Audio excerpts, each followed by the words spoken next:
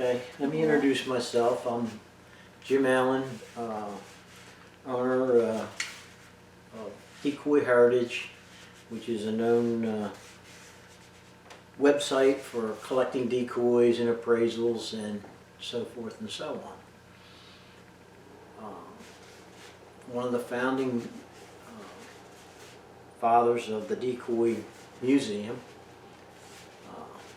on the board of trustees, been there since the beginning, and I've been asked to talk about decoys, decoy hunting, and collecting decoys and shorebird decoys that were used around the turn of the century.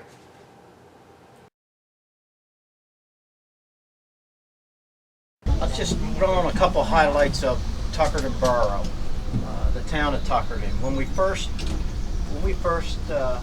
started really getting into understanding the history of Tuckerton, there wasn't Wawa's, there wasn't 7-Eleven. They were hotels, Carlton House Hotel, Lakeside Hotel, but a lot of the stores were mostly drug stores, along with clothing stores. So the town was real heavy in population, and we had two what I call fish factories today, but back then they were, process plants, one in Little Lake Bay and one in Great Bay, which brought a lot of people here to work, and it was a thriving industry here. And one of the things that really took off here was the waterfowl shooting. A lot of people came to Tuckerton to stay and spend the time here and pay guides to go duck hunting. So out on the waterway you had lots of hunting clubs. But I'll start right in here. Harry Shor's picture here, carving decoys. This is turn of the century. Okay, I have a Harry V. Shor's black duck there on the table. My wife can show it. I'll talk a little bit about that. You can pass them around handed. Harry Shor's made decoys out of cedar. Cedar was a prominent tree that grew on the fresh water. Cut it in the fall, and the reason they cut it in the fall too was because the sap in the summertime went to the top of the tree, and if you didn't let the sap come to the bottom of the tree in the fall, when you cut it and you painted on it, the sap would bleed out if you used a summertime tree. But Harry Shor's carved the decoys, hollowed them out. They're two-piece, hollow, so they would float on top of the water, and basically making a replica of that decoy as a black duck. And of course he made a variety of different ducks. In the photograph here I can see mergansers, redhead. Here's a rig of black ducks like that, and as it goes around you can look at it. He's got a poured weight in the bottom that would help it float in the water, stay stable, stay up. When you threw it in the water, it flipped right up. The tether on the front is what they call it. They tied the line to it with a weight, real simple. Flipped them in the water and the weight held them from moving. What does that stand for? That's a William Gaskell. He was a duck hunter. A lot of guys branded the bottom, so in a northeast storm when they lost their decoys, people back in the day, if they saw the brand, saw the name, they would return the decoy to the owner. Nice. So that was a good feature. But as we go down the creek, it wasn't just Harry Shor's. All these small houses you see now, and all these little, they had clubhouses here, or they met here, got on the boats, took the boats, hooked up with the sneak box. Now when I talk about sneak box, the Barnegat Gap Bay sneak box, we're talking about a coffin that a lot of guys used to hunt out of. Racked the decoys on the back. They had rack boards on the back. Put all their decoys on the back and towed them to the bay to go duck hunting. But I can pass some of these photos around and take a look at it. But as we get out there, I made up a little map it's basically, if we're here in Tuckerton Creek, talks about it here, Tuckerton Creek that flowed out all the way up to Barnegat Light, but the inner bays were full of gunning clubs. And this photograph, as I pass it around, will show you a lot of the different gunning clubs, all on the islands. We have record that even guys like Babe Ruth came here to duck hunt. And you all know that name, as a ball player. A lot of the influential baseball players, Major League Baseball players, ended up coming down here and hunting.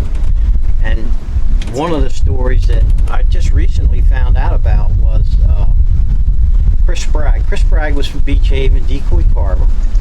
He carved with two other carvers, Raleigh Horner, which is a relative of the Horner side, and his uncle, which was Ellis Parker, which is a big name too in our area. Parkers, Horners, Crammers, Spraggs. But Chris Spragg had a cousin, which some of you probably heard of, Roger Doc Crammer. Roger Doc Crammer was a ball player. Connie Mack from the Philadelphia A's had a lead, or somebody went to him about Doc Crammer. Long story short, they asked him to come for a tryout. Chris Spragg and Doc Crammer were cousins. So he had no way to go up to Philadelphia to Connie Mack to try out. So Chris offered to take him up there. And when Chris took him up there, the end of the story is he ended up getting drafted and played for the Philadelphia A's, played for the Washington Senators and the Boston Red Sox. Now, in that time period, he pays back Chris Spragg because Chris Spragg is a carver, hunter guy that took hunting parties on LBI to Piella Gun Club. There was Sedge Island Gun Club. There was Middle Island Gun Club. And Chris worked for all those different gun clubs.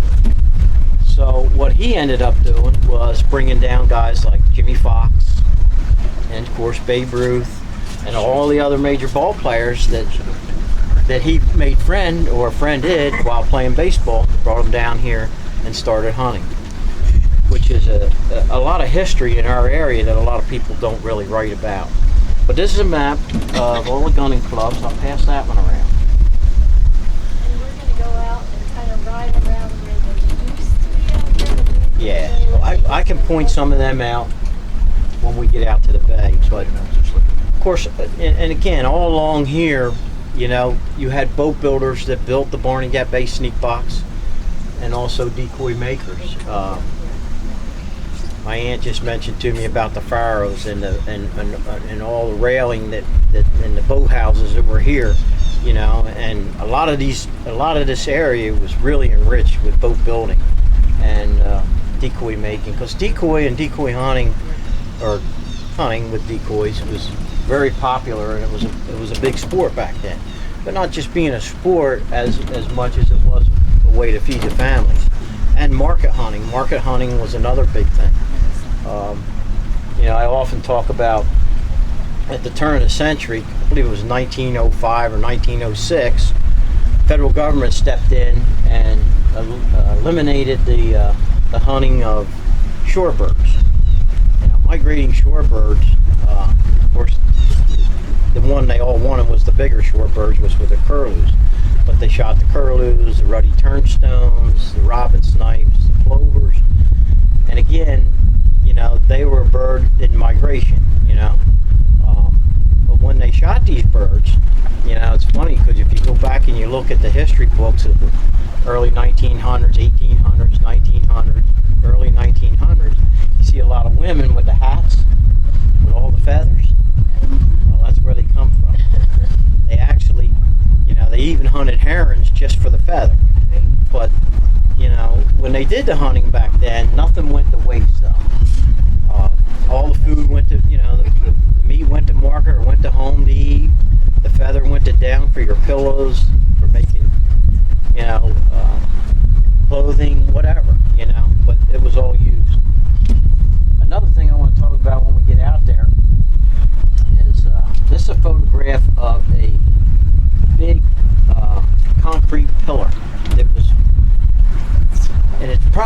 big as this boat, as far as many guys are in this. I have a larger photo that I'll show you. But this is loaded with a fellow by the name of Sam Smith that grew up here in town. Okay. I knew his son, which was Turney Smith, Norman Turney. He used to work at the paper store here and worked for Parsons Clam House. But his father was a guide that guided, and these guys that are in this box is another relative, which is Captain Tom Mathis. Captain Tom Mathis was a senator. The governor's in here. I think a couple other senators are in here, but they're down and they're being guided by Sam Smith. And this is out on a goose bar, but this was a huge concrete pillar that they built, box basically, with 4 sides. And how they got it out there, they had to take it out on a barge, you know, formed it here on the mainland, took it out. They put piling down to hold it and set this concrete box on top of what we call the goose bar out here, and you know, cabled it down, and how they pumped it out all the time, because I know the tide had to go over it, so they had to either hand pump it out or whatever. But that was a way that they shot the brand. And when I get out there, we'll talk about a little bit about the brant and the migration. The migration of waterfowl. You know, I mean, you hear geese here in the background, which these are what they call resident geese. Canadian geese, or the Canada goose, never lived here as long as I can remember until later years, become resident. But they migrated, and they go to up in the Alaska Maritime and up in the tundra, breed, and then migrate down in the fall. And when the migration started, this habitat here was second to none for the migration, along with the shorebird. Now, this photograph, I'll pass this around. These are Barney Gap Bay sneak boxes, all of them. And I always found this photo kind of interesting because it's over at the boathouse on the Beach Haven on the bay side. But this was Raleigh Horner, Ellis Parker, and Chris Bragg, turn of the century. All decoy makers, and these sneak boxes are loaded with decoys. Boy, would I love to have them today. You know, you hear everybody saying, man, I wish I would have saved that stuff back in the day. But yeah, there's some pretty valuable decoys there. If this sneak box here had Raleigh Horner decoys on it, the last Raleigh Horner goose decoy sold for $85,000. What? Oh, look at the shells. Okay. The last Harry V. Shor's goose that went to auction brought $220,000.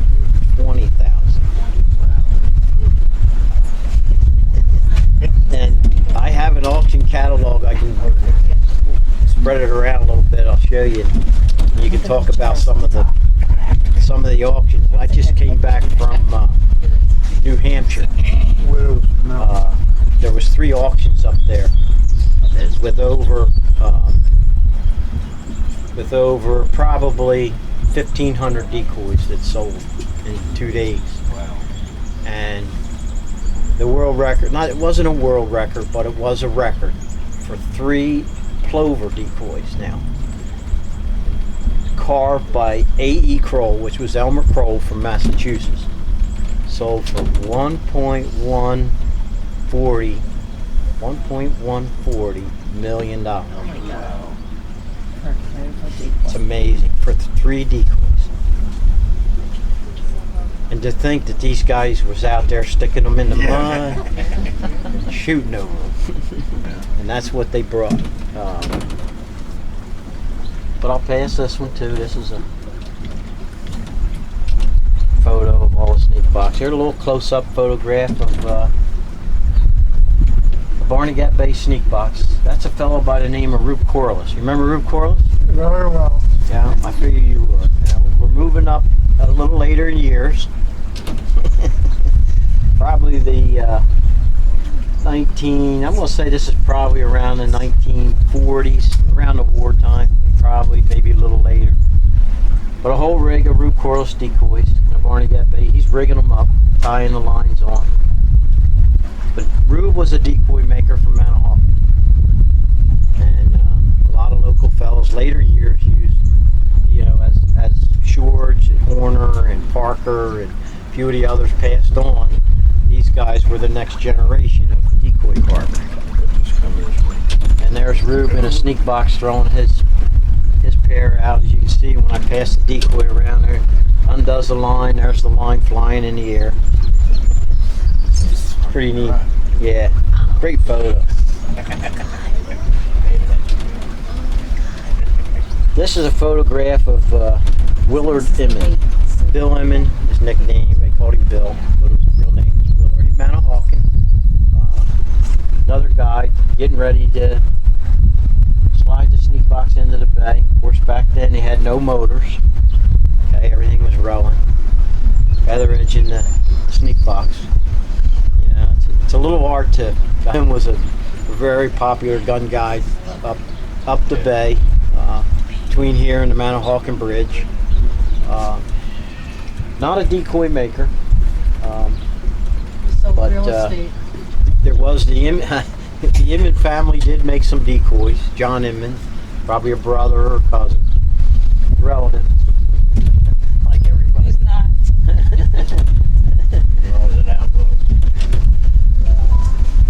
Now, there's an auction catalog going around. Now this decoy that they all used and threw on a sneak box and hunted with has now become a collectible. Both shorebirds, a curlew and a willet. Willets are very popular. They breed here. Curlews, there's some around, not as many. Most of them migrate to the north. Pair of bufflehead decoys, and these are all made by Harry V. Shores, which I showed you there on the creek in a picture of Harry Shores. These decoys were made between 1880 and 1905 or 1910. Okay, very collectible.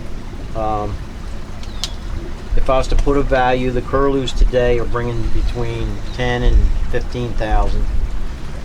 The willet, very rare species to find, okay, by Harry Shores, because these are all original paint by the maker, which is a very big key when you're collecting decoys.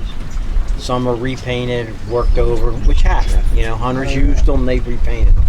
But you find them in the original state, like paintings, furniture, the value goes up. This pair of buffleheads is probably valued today probably somewhere around 150,000 for the pair. But they're both made by our local Harry V. Shores. Local carver. Huh? No. Are you talking Harry the Third? Yeah, no. He passed away last year. Yeah, very good guy. He had a lot of knowledge.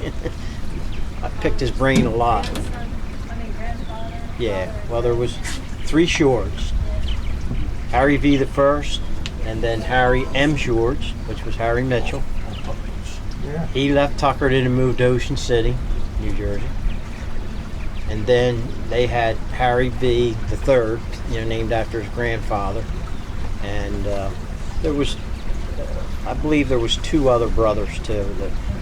But Harry was the one that picked up the carving.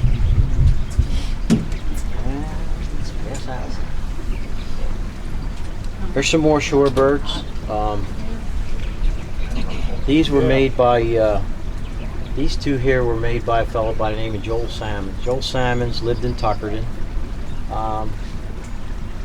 This bird I purchased out of the Mackey sale. Bill Mackey was basically one of the founders of decoy collecting. We're going to go back probably into the 1940s along with Joe Barber. Okay. Him and Joe Barber were sort of the pioneers. They were the beginning of the decoy collecting stage. And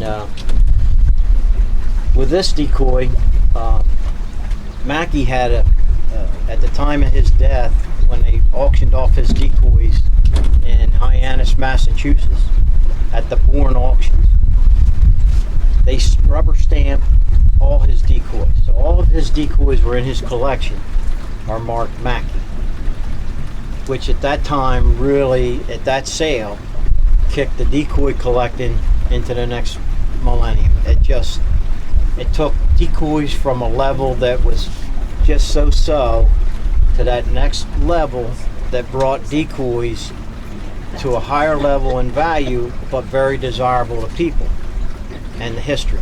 And it really started. But these guys, with him and Joe Barber, were the life and the start of it. During the Mackey sales took 3 years to sell. And at that time, the Mackey sale probably grossed around $2 million for the total sale. And that was in 1968. From that period on, various collectors that collected decoys, all as time went on, some have passed on and other collections had come up for sale. Today, the record sale was by a collection that was done by Dr. James McCleary. Jim McCleary was from Texas, and he collected decoys from all over the country, whether it would be the Mississippi Flyway, Pacific Flyway, Atlantic Flyway, but he had a variety of decoys from all over the country. And his collection, when it sold, brought $15 million. So you went from Mackey's from a couple million, and then in the 1970s jumped to $15 million. And then it's, huh? Yeah, a lot of 600 decoys. Maybe. I don't even know if it was that much. It might have been around 500. But there's that around. Have the decoys suffered the way that the Coast Antiques have suffered in price? I think in 2008, when you had the financial interruption, put it politely, I think decoys did take a hit. There's no question. Like everything else did, from real estate to duck decoys to furniture to clocks to anything that was a collectible, kind of took a back seat. But being up in the auction this past weekend, the 3 auctions that went on, decoys have come back quite a bit, and I would say between the 3 auctions at 400 lots per auction, they probably grossed, I'm going to say probably close to 8 to 9 million, you know, between the 3 sales. So, and the 3 sales are 3 days. So, but here's another decoy, the Brandt decoy, made by a local maker, Raleigh Horner. He was born in Tuckerton, lived in West Creek, carved his decoys in West Creek. They just had one of his Brandt and one of the auctions up at Copley this past weekend, and it brought $20,000 for the Brandt decoy. But with Raleigh was very meticulous. He carved decoys to where he wanted them as light as a feather. You'd almost be afraid to squeeze them because you'd think you'd go right through them. They were so light, so delicate. How they survived, I don't know. But, you know, when we duck hunted, I mean, it's cold out. You're reaching with gloves and oars and hitting them and pulling them to you. And, you know, it's like you kind of beat them up, knock the heads off. But some guys were real meticulous on how they handled them, so that was a good thing. They survived. Now we were talking about Chris Spragg. This is a decoy that he made. It's actually in the Shelburne Museum now. Shelburne Museum is up in Hyannis.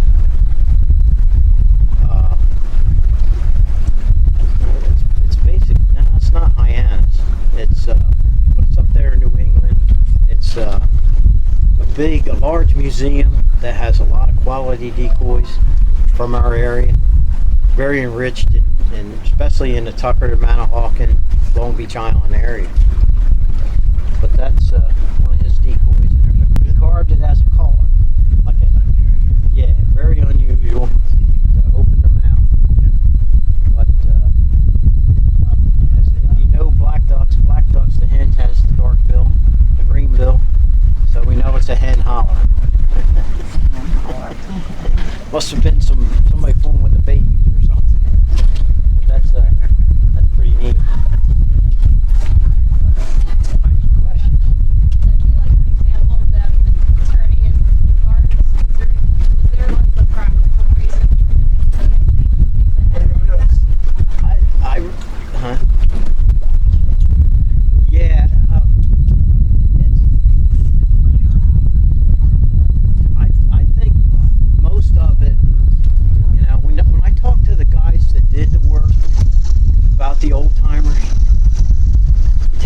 like Raleigh Horner, Chris Sprague probably lived the longest of that group, you know, from the turn of the century to up into the 80s.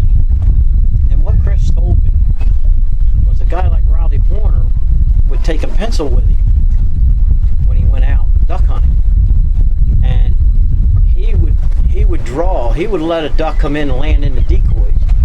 Well, that duck in the decoys, he would actually draw that duck in the position he's in, whether it's swimming, head out, head up, turn head, feeding, calling, like that, and then try to put it into wood. And when they did that and made those decoys, and if that decoy survived, it was more desirable, because a lot of the decoys that you have today are carved like that, straight heads, you know. Actually, hand me that little bluebill. Yeah, let me have the little bluebill. The bluebill. The broadbill. Chris Sprague, was he Oh, related? Bill. I thought you said I thought you said Yeah. Was he related to Janice McClung? Was she a Sprague? Probably was. I wish he came from Because the Sprague, a lot of the Spragues from our area, West Creek area, you know, which is Sprague Town, and it doesn't, you talk to the old timers, it's Sprague Town, it's not I was West. thinking she would have had a lot of decoys. Yeah, they all had their little towns. It's my town. But what they would do, in Raleigh's case, would draw a decoy and then go home and go back to the shop and carve it. But unique features on here, we talk about the weight on the decoy. And that's to upright it when you flip it in the water. If you throw it on lands like this, it'll automatically come up. And they'll do that right after they make the decoy and set the weight so that, you know, if one side of the decoy is heavier than the other, you know, and they don't want them to sit lopsided. They don't want them to sit on their side. They want them to sit basically in the water. But two seam. This is branded JWA, which is my father's brand. My father has his sneak box. I still have that. But decoys went hand in hand with boat building too.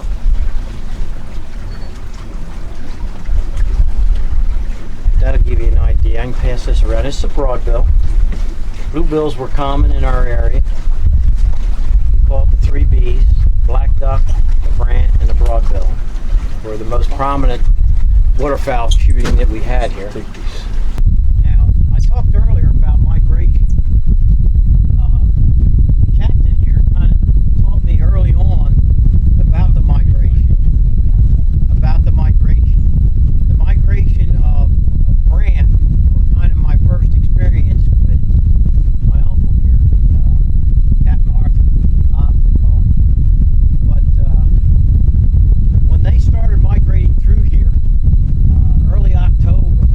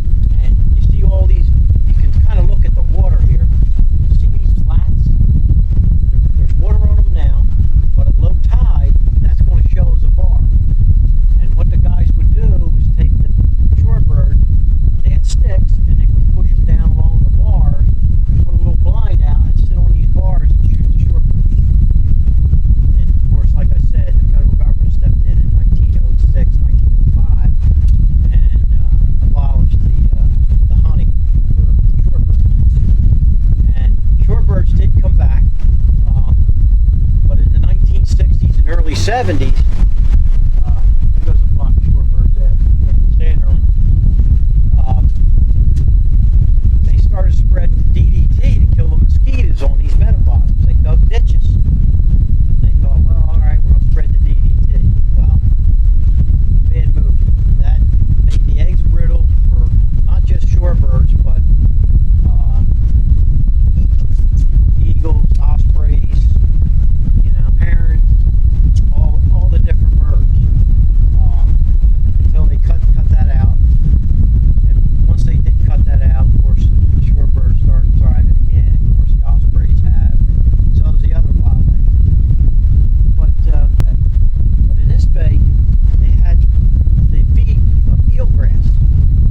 And eelgrass not only protected crabs, it protected all the small stuff like Al's talking about in the bottom of the bay. And when you kill the eelgrass, it's like when you spread that stuff on the mainland and it comes into the bay, it's no different than Roundup in your backyard. It's going to do the same thing to the bay. And when it does that, there's no food chain. And when you eliminate the food chain, either the birds disappear, go somewhere else, or the habitat goes, there's no more birds.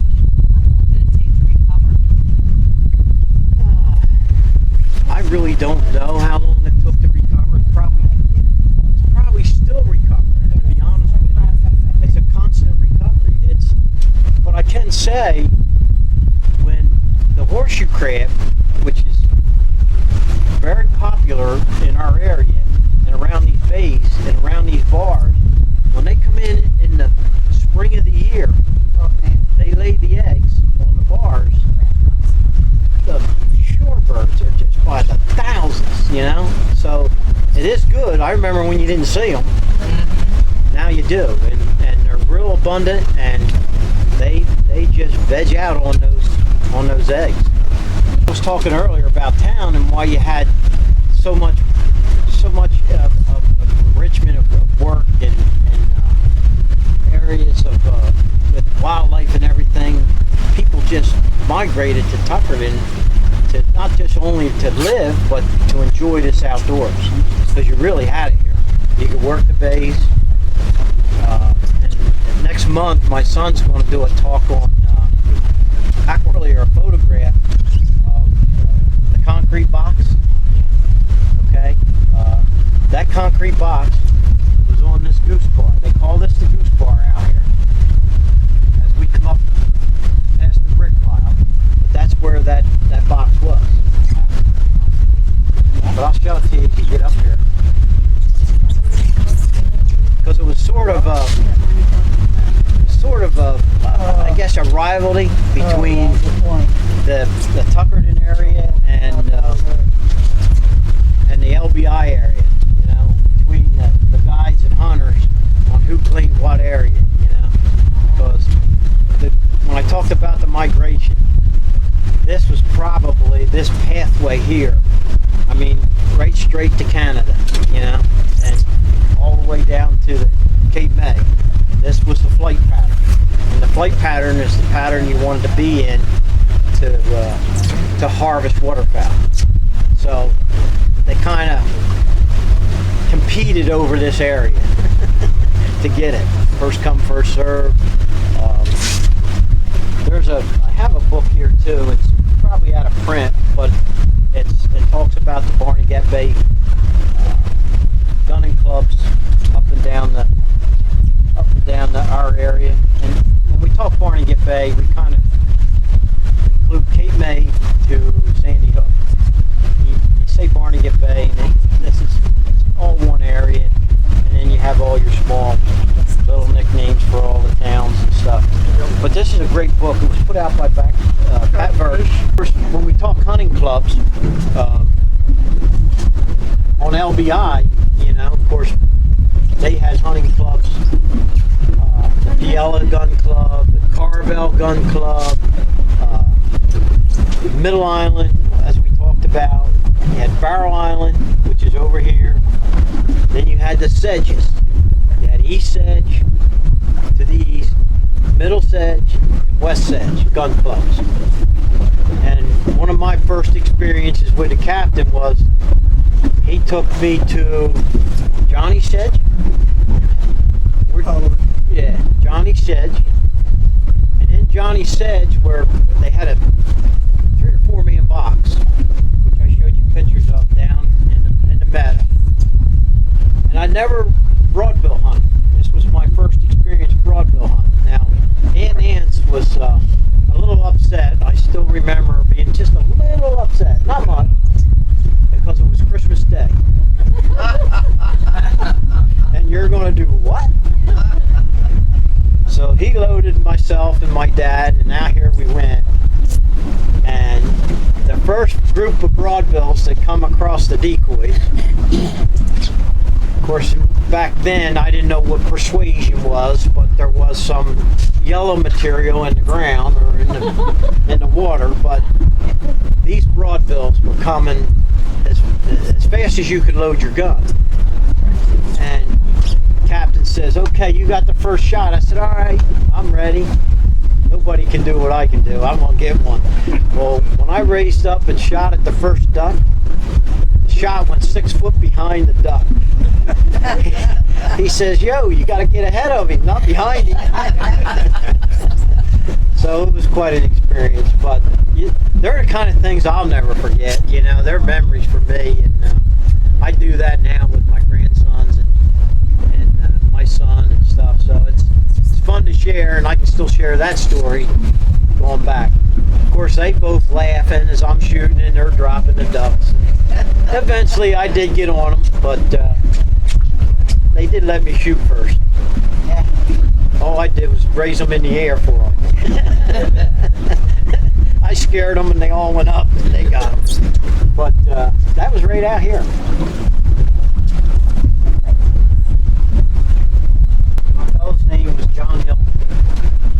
John Hillman was a decoy collector from the 1940s up until 1992 when he passed away.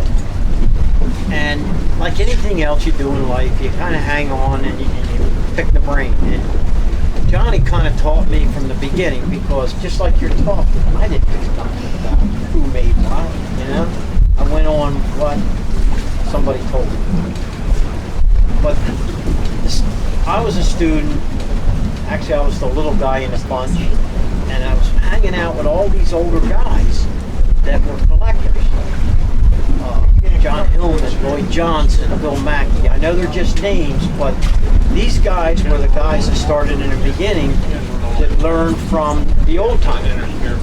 When I say old timers, I'm talking about guys like Chris Bragg, because he was able to talk to him and get the information out of him, which were carvers. Lloyd Parker, a lot of the Parkers, a fellow by the name of Armin Carney from Tuckerton. You know, these people made decoys, so they learned from decoy makers in the past with a lot of information. So they knew who made what. So you got a little jump start.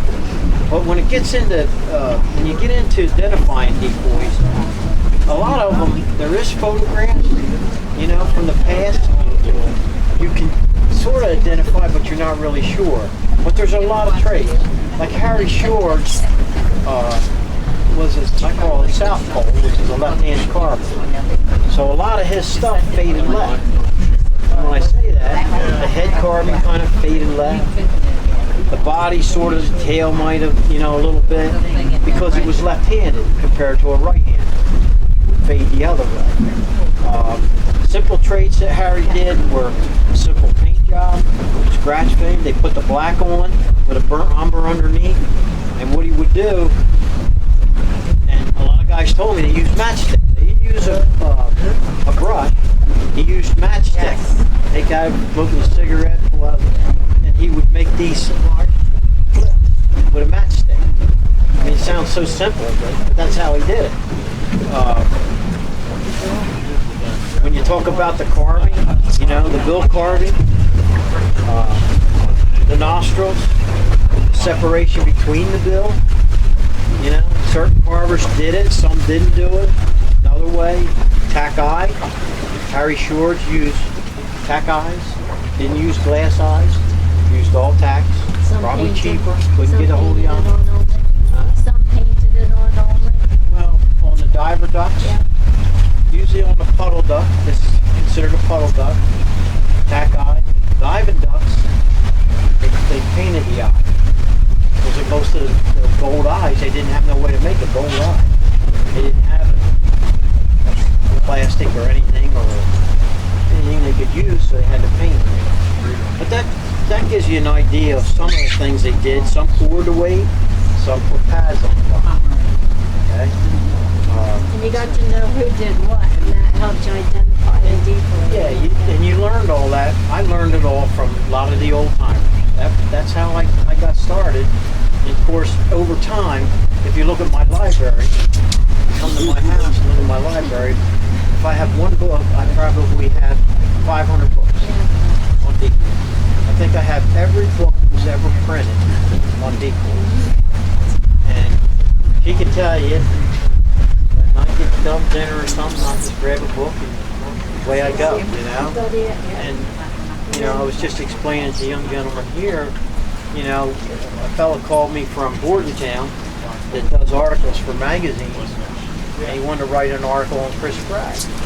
So I started digging into some of my books, and that's when I just found out about Chris Bragg taking Doc Cramer to Philadelphia to try out for the Philadelphia Eagles. These now too are educational, right? Yeah. But the auction catalogs are educational now too, because these are people like Jimmy who are asked to like write up who the maker is, whether it's original paint, whether it's been repainted, those types of things. So. But when you get into collecting, condition is 90% of it. 10% is the make, but the condition is 90%. It has to be in original condition in order to bring the value of the top value. But the nice part about this is even though you have decoys on the front cover that are valuable, you know, in the book, you're going to go to a page where there's decoys that ain't as valuable because not everybody can afford this one, but they can afford this one. So, and to be honest with you, there's people out there that are happy with a black duck made by Harry Shores, but being painted over and used on it, beat up, and they only have to pay a couple $100 as compared to $5,000 or something. So there's a good variety of people that collect all the different decoys, which makes it really unique. You know, it's a lot of fun, and it becomes a hobby. And The first decoy we ever collected, we paid $60 for it back in 1972. And I'm like, where are we getting grocery money this week? Seriously, it was like all the money we had, and that's when we started into it. And now we spend a little bit more than that for decoys, but that was a lot. yeah, you were ready. I was ready to kill you. And now, like, we ended up selling the collection and bought a house with it. So I'm like, I guess I should have listened to that. Yeah. Want to talk about forgeries? Oh, yeah. So can you talk about what they used to make it because it was cheaper and because of resources like using a root head instead of carving one? Well, as far as making them, I don't know if they tried to make. They tried to streamline them, but as far as making them, but you had to use wood that would not rot and would not be affected by water. So that's where the Jersey cedar comes from. Plus it's soft, it's real easy to carve. Take an oak tree, you gotta have an axe. You know, it's like, you just can't carve. So they used Jersey cedar. But when they made them, as much as we give all the credit to Harry Shores, we could really give a lot of credit to the wife and the kids. Because Harry would have the kids sand. Okay, he would whittle out a head. He'd hand it to the kids or he'd hand it to the wife and they would do sand too. Even though you give credit to the maker. They wanted to make several at once, so they had a line. It's funny because in the Midwest, if you don't have, if there's a carver by the name of Robert Ellison, Burt Graves, Yeah, those, see that? Charlie Purdue. But if you don't have Edna's paint on it, it's not as The valuable. original one. The white painted. The white painted. And a lot of areas, that's what happened. You know, the family made the decrease, so it was a family thing. You know, so they all jumped in. But the wives ended up being some of the better painters. You know, Now, is there a big distinction between like working decoys and decorative? Like, Daddy's not an Armand Carney. There's no way he would ever throw that over into the water. but and the difference is, like you take the wood. Pine's cheaper than cedar, so Army used pine. Later years, he bought a lathe, and he turned them on a lathe.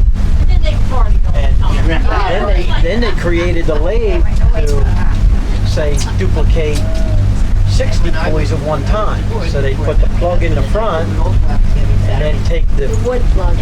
wood plug, you know, that he was going to copy, and you just run your tool along that decoy as all 6 of them are being carved at the same time on the rotation.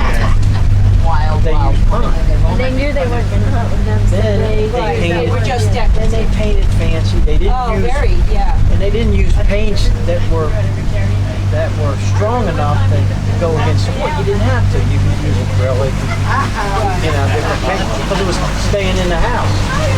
You know, it was going on the shelf. After it ages a couple And you go to the auctions, are they selling both?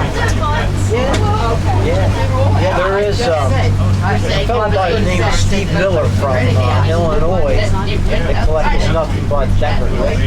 The best in the world, like these world champions that they have at the different shows, because there is a difference between decorative and hunting. It's a major difference. Like, one of the ladies here was asking me about size of guns. His father was sick.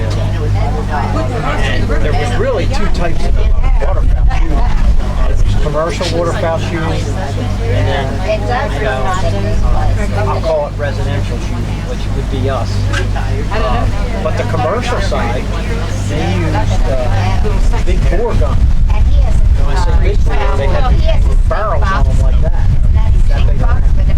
And they built these guns that mounted on small boats. You couldn't put it to your shoulder before it broke.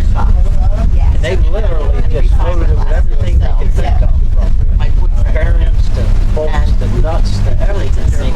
Even in these guns. And in the evening, when all the birds would congregate in the center, go up on them on commercial and pull that trigger on them guns and kill hundreds of them. Send them to the market. Because back then it was all about the numbers. It's like they'd be full of And making the money. They were all about making money. Yeah, and it used to be And that's how all your regulations start, the size of the guns. Because today we use shotgun, which is, you know, small bore. Yeah, you use shotguns, but it's small bore. 3 shells only if it's an automatic or a double barrel. You know, all the laws have kind of taken the control of it. You know, limit the waterfowl. Well, that one is on the You market. just commented that it'd be full of lead. Yeah, so it's like the They're birds selling are- for feathers, right? feathers. If you look at all the old Wait a minute, photographs of women $3.50 back in the It's great. 30s, see the hats they got, all them fancy. Yeah, they would pick it and try to get if there were. They actually made heron decoys to draw herons in, because they wanted the There's a fixer up there. feathers for hats. That had serious damage. I mean, there was a market for everything. Without She's asking a question, which decoys are more valuable, the hunting decoys or the decorative? There's more people that collect the working. I think there's more people involved in collecting the gunning decoys, but decorative wood swan decoy will sell for 70, 80,000. Okay, so there's a demand, and I've seen decorative decoys go up close to 100 grand. You know, there's a demand for it. the folk art world got into collecting decoys for a while too, and it really expanded the market for a while. Well, they're talking about folk art. Yeah. Like this mergans are here. This is made by Gus Wilson.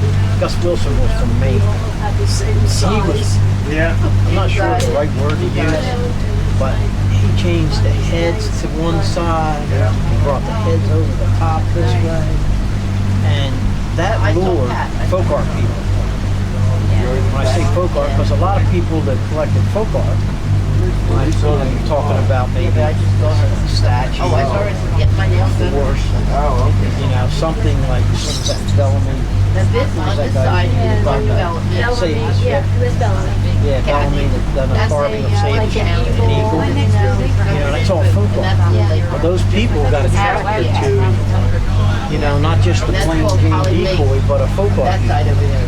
Yeah. So there's a little difference there too. So, like this picture on the front cover. Friend of ours bought those there. He paid almost $200,000 for that pair of decoys. You can't imagine. But see how high the heads are? Very rare. They're from These Indiana. weren't hunted. Yeah, these They are were, hunted. yeah. They're hunting. This was decorative. And then they bought my parents' home and it That's considered decorative. Yeah. $225,000.